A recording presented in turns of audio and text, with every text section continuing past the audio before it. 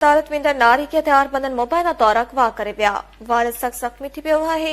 वाक़िआ पेश कंदासीं। मुड़िस खां तलाक वठण लाइ कोर्ट वेंदड़ अकरी वासण बिल्किस शर मुबैना तौर अगवा थी वई आहे। बिल्किस शर घोटकी परिणियल हुई, जंहिं मुड़िस परवेज़ शर खां तलाक वठण लाइ सिविल कोर्ट फेसगंज में दरख़्वास्त ॾिनी हुई। वालिद सां गॾु अदालत वेंदे खेसि अगवा कयो वियो। मुज़ाहिमत ते ज़ख़्मी थी पियो आहे। वारिसनि पारां मेहरान नेशनल हाईवे ते धरणो हंयो वियो आहे। फेसगंज खां ख़बर शामिल कंदासीं। अदालत वेंदड़ नारी खे हथियारबंदनि मुबैना तौर अगवा करे विया आहिनि।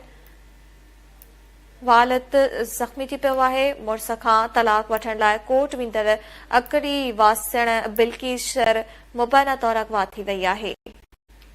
बिल्किस शर कोटकी परिणियल हुई, जंहिं मुड़िस परवेज़ शर खां तलाक वठण लाइ सिविल कोर्ट फेसगंज में दरख़्वास्त ॾिनी हुई।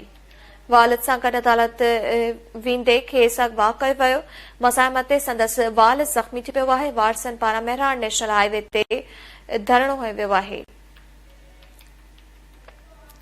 फेसगंज खां ख़बर शामिल कंदासीं। अदालत वेंदड़ नारी खे हथियारबंदनि मुबैना तौर अगवा कयो आहे। अवांखे अपडेट कंदासीं। मुड़िस खां तलाक वठण लाइ कोर्ट वेंदड़ अकरी वासण बिल्किस शर मुबैना तौर अगवा थी वई आहे। बिल्किस शर कोटकी परिणियल हुई, जंहिं मुड़िस परवेज़ शर खां तलाक वठण लाइ सिविल कोर्ट फेसगंज में दरख़्वास्त ॾिनी हुई। वालिद सां गॾु अदालत वेंदे खेसि अगवा कयो वियो। मुज़ाहिमत ते संदसि वालिद ज़ख़्मी थी पियो आहे। तफ़सील मालूम कंदासीं। लाइन ते मौजूद आहे अमर शर। जी अमर, तफ़सील ॾिजो। जी बिल्कुल। फेसगंज जे भरिसां मुबैना तौर ते जेका नारी आहे कोर्ट ईंदे उहा मुड़िस सां अगवा थी वई आहे। नारी जे पीउ कुर्बान शर जेको आहे उहो ज़ख़्मी थियो आहे। अकरी चौदगी वासण जेका हुन मुड़िस जे खला जे लाइ दरख़्वास्त दाख़िल कई, जेका अॼु अदालत अची रही त हुन जेको मुड़िस पंहिंजे साथियुनि सां गॾु हथियारबंदनि सां गॾु हुनखे अगवा करे ऐं मुबैना तौर ते जेको पीउ आहे कुर्बान हुनखे तशदुद जो निशानो बनायो आहे।